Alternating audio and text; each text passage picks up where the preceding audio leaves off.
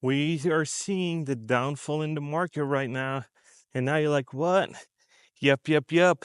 Luxury items are starting to be really going on sale coming up here. And for all these people that bought Rolex watches in 2020 and thought they're going to go up. Oh boy, do I have it for you today. And we're going to say something about the city of Chicago. Because if you're working for the city of Chicago, it's not looking good. So let's start this off with a video. Rolexes are about to crash in price. In case you missed it, according to watchcharts.com, the Rolex market index is already down 15.3% over the past 2 years. And to make matters worse, Goldman Sachs just announced it plans to lay off 1,300 finance bros this year. The reason for these layoffs? Macroeconomic headwinds and uncertainty that have led to a slowdown in deal making activities. Rolex isn't alone. Burberry's warned on profits, so is Louis Vuitton. But Walmart is doing great. If Rolexes are crashing in value, finance bros are losing their job, luxury brands are losing profits, but the consumer is running to Walmart, the economy is probably in trouble. Oh, okay. Good to know. So now I'm asking all these watch dealers during a year or so ago when I saw them running around in New York saying you buy a Rolex and you flip it for ungodly amount of profit. If you bought one a year or so ago, you just lost 15% of your money. And the question is, how much more are you going to lose? And I know there's probably some of them that are still super limited edition and are going to get top dollars. But as you see, if these finance bros and if these super wealthy people are stop buying Louis Vuitton, they're stop buying luxury items and they're running to Walmart, probably means that you should probably do the same thing and start shopping at Walmart before you lose your job. And then you're like, oh my gosh, now I really got to start shopping there. And there's no shame in that. I do it too. And so do all these other people. Even Shaq O'Neal does it. So no shame in that. But what this video about today is that as we're seeing all this stuff going on, I'm still seeing people say, we're in the greatest economy ever. Biden economics working. And I don't see it at all. I don't see nothing. I'm seeing prices tank because they can't just afford it. These companies that do lines of credit are maxed out. People at pawn shops, you can see how in Vegas these pawn shops are now filled with stuff. And all of these people are still like, hey, I'm good, I'm in the trades. I'm doing good, I'm in the trades. And getting emails like that, we're in the trades, we're not gonna have any issues. Well, if these finance people and you're in the trades are gonna pull back, what do you think that does to the trades? If you're not a service provider where you actually go and just do repairs, what does that do to you? Oh, new house buildings are gonna not be a thing that's gonna be a thing of the past, right? You're not gonna be building as many houses because interest rates are still high and people can't afford them. So luxury homes, luxury home flips, all these things are gonna be coming to a slowdown. I don't say a stop because there's always people that are going to do it, but it's going to come to a realization that all these luxury goods is probably not the way to go. And what's probably going to come to realization at one point is, oh, we should start building starter homes again. We should really start building homes for people that don't have that much money, that are cheaper to make, just are cheaper and that people can actually afford. But no. Everything's going towards luxury bathrooms, luxury king size beds, and all this other stuff. And it's like, we just got to do luxury. And you've seen it. And I feel like TikTok and all these social media platforms have really amplified the luxury brands, right? They've really said, if you're gonna make it, you need to buy Louis and you need to buy a Mercedes and you need to buy this and that to showcase that you made it. And now we're starting to see it all fall. And we're seeing influencers getting raided by the FBI because they were frauding investors, saying you can get 20% rate on your return, rate on ROI on the money you lent me, and I will invest it in real estate. I invested in this, and then it comes out that none of that really happened. it was all a fraud, but hey, he drove the Lambos, had the luxury lifestyle, and lived basically off of investors' money. And this all goes great when you're in an upward market because the market will bail you out eventually, right? You make a few bad investments, but the market as a whole, as it goes up, kind of bails out your bad investments, and you can then just ride it out. But now, since we're going to be in a steady market or in a average market where you got to perform, we might not see this. And something that brought up to my attention is that the stock market did like 15 or 20% all, rate on return on average or something like it. That means when the stock market does like 8 or 9% over year, that means there's going to be years of just no growth at all. And then you're just going to park your money and you're not going to make a lot of money from your money, right? And this isn't a concern to most Americans, but for these finance bros that are willing to go and shop for these luxury watches, it's going to be interesting. And so if you're in the market for a luxury watch, you're going to have some good times, good buying opportunities coming up here because pawn shops are going to have to cut deals and Rolex dealers are going to have to cut deals because as the market softens, you don't know how long you're going to sit on that watch. And to make it all worse, because I'm talking all about these credit and I'm talking about all these people, you need to be worrying about your money. You need to be, you need to save money.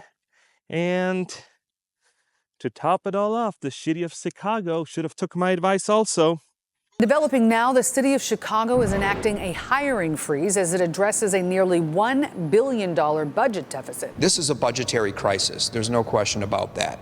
I haven't seen a structural deficit this size since I've been alderman. The Chicago budget director made that announcement today, attributing the shortfall and gap in part to rising personnel, pension, and contractual costs. That includes uncertainty over a $175 million payment for Chicago Public Schools pensions. In addition to the hiring freeze, the city is limiting non-essential travel and overtime for certain employees. The hiring freeze is effective immediately. We did reach out to the mayor's office to further clarify what public safety operations entails, but did not hear back. That doesn't sound good for the city of Chicago. And it's just a matter of time till there's more and more cities that follow Chicago's footprint. Because, man, America sure runs on credit. We take out loans we can't pay back, and we need to have an upwards market to pay these back. Now interest rates rose, and all of a sudden stuff got way more expensive. And now we're looking at it like, maybe this wasn't such a good idea. Now we're seeing cities, not only people, we're seeing cities and having financial problems, right? And the problem is when cities have problems, and it's not just you, then landscaping, plumbing, roads, tree trimmings, all gonna stop. Or they have to cut it down because they just don't have the money. Then there's gonna be potholes, then there's gonna be crime, then investors don't want to invest. So it's a constant downward spiral.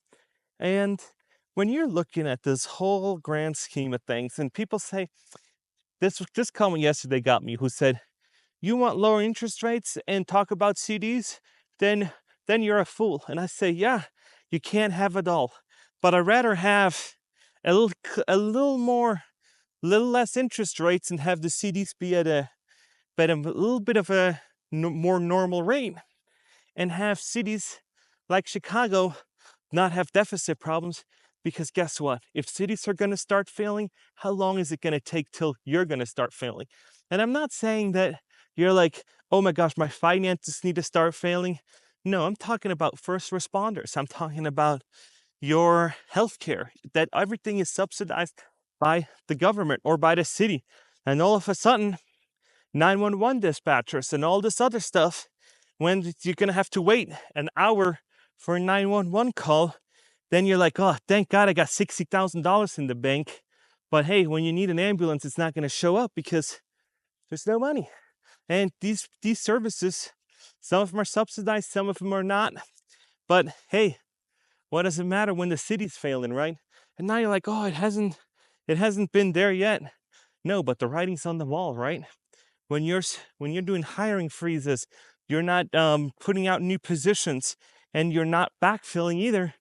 And then it's just a matter of time till stuff goes really, really wrong. And there's there's this one thing that I'm always wondering about. At what point is enough enough? At what point are we going to start actually creating a government oversight entity that vets these government spendings? Because just having spending frugally and having all these programs that they can't pay for, that who knows where the money comes from.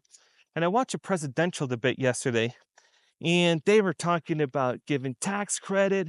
They're giving all these credits. They're going to help you start a business with $50,000. And then I'm just asking, these ideas in general are really, really great. But where's this money going to come from? Because it needs to come from somewhere. And most likely it's going to come from taxpayer dollars. And then, yeah, it's nice that you can get a subsidy or a tax credit or $50,000 to start your own business. But when infrastructure is starting to fail and your city starting to fail, then how good is it going to be for an investor to take out a loan, a credit, or something like that to start their own business? So I'm just like kind of worried a little bit, talking about all these topics about what's going to happen. And I'm just reading through the lines and saying, hey, the tab always needs to be due. And it's just a matter of time. And I just don't know when that time's going to be, because sometimes I think we're just coming up with grandiose ideas. And then it's like, oh, how are we going to pay for it? Oh, I don't know. Where we're going to come up with the money. And so once we don't know how we're going to come up with the money, we should probably leave that idea behind, because we need to start, even the government needs to start saying, hey, maybe cutting some of these programs that we got going is a good idea to keep these crucial services, keeping up the roads, keeping up the fire departments, keeping up the police, and doing all these other things is going to be key. Because how are you going to, if you're not going to keep infrastructure open, you're not going to repair the roads, you're not going to give, firefighters the technology they need, you're not going to fund the police, then all of a sudden the roads are going to get bad, there's more accidents, then there's going to be more trouble than it would have actually costed you to fix the roads than it does to not do it, right? But when you look at $1 billion deficit, how does it come to that? Mismanagement. And this is where we vote for parties and not for issues. And I know a lot of people that just say blue no matter who, and I know people that vote red no matter what. And I think at one point it needs to be time that, hey, we need to hold these people that we vote into office accountable. Because when we are looking at the cities that are going to collapse, huge crime rates, can't keep up their infrastructure, how long till everybody's going to move to this one city that does it right? But then you can't come to another city and vote the same way to the city that you left, right? So if you leave a city that's infested with crime and it was a certain color, doesn't mean if it's red or blue. But then you go to another city that you actually like it, then you should probably leave your views at that other place and say, hey, maybe I should not vote. Maybe I shouldn't vote. Or maybe I should just keep it as it is. And sometimes I'm just like, hey, if we are in a spot where there's going to be so much more crime, so much more trouble in the economy, with layoffs, with all this stuff, how are people not going to turn to more crime? Because when you have nothing to lose, you can't make money, then you do stupid shit like the money glitch, right? The Chase money glitch. So you basically go and defraud somebody because, hey, I need money. I need to pay my bills. I need to do that. I need to do this. And so then you come up with dumb ideas. And I don't know if this presidential election is going to change a whole lot. I doubt it will, regardless of who's going to come in, because there's all going to be these excuses. When I heard yesterday on the presidential debate, oh, I'm going to do this if I'm in the White House. You're already in the White House. How much closer can you get? You can get these people to do stuff today. You could have walked out of that debate and said, let's bring the camera crew. Let's do it. But no, they can't. So, yeah, nothing's going to really change. We're just going to keep on steamrolling right towards the cliff. And now I just wonder, are we going to have enough steam, and can we turn around before the cliff and not just roll down the whole cliff and have a bunch more cities collapse? And what I'd love to see for the city of Chicago is, hey, let's investigate. Let's investigate where all that money went. Because if you have $1 billion deficit in Chicago, it's a huge city. So we need to see where that money went. And if you haven't invested in programs or whatnot, we need to see where that money goes. Because some people in Chicago must be filthy rich by now. Because man, $1 billion, holy smokes. $1 billion in deficit in 1 year. How do you do that? How do you do that? So I'm just amazed. I'm just amazed by how crazy stuff gets. And yeah, if you take out debt that you pay down the road, and then interest rates go up, and all of a sudden you borrowed in 2s, now you got to pay 6. You are paying a lot more on your debt. And now all of a sudden we're seeing everything going on sale. If it's luxury and not a necessity, it's got to be on sale. You just wait.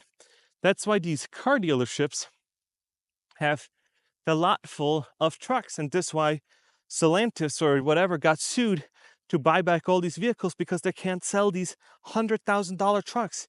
When you look at the average American is 70, makes the average, I think like the household income is like $74,000, and you want to sell these $100,000 trucks, there should probably be 1 or 2 on your lot, and the rest should be medium priced, should be really, really decently priced. But no, let's jack them all up. Let's make these work trucks $80,000, $90,000, and hopefully people will buy it. And absolutely crazy. We'll see what the market brings today. Let's see if the Fed's going to cut interest rates. But everything is going to come due. The tab is always going to be due. So this was it for this video. It's super smoky. Have you seen this? This is all the smoke from these fires all around us. And yeah, if you haven't, please like and subscribe, and I will see you in the next one.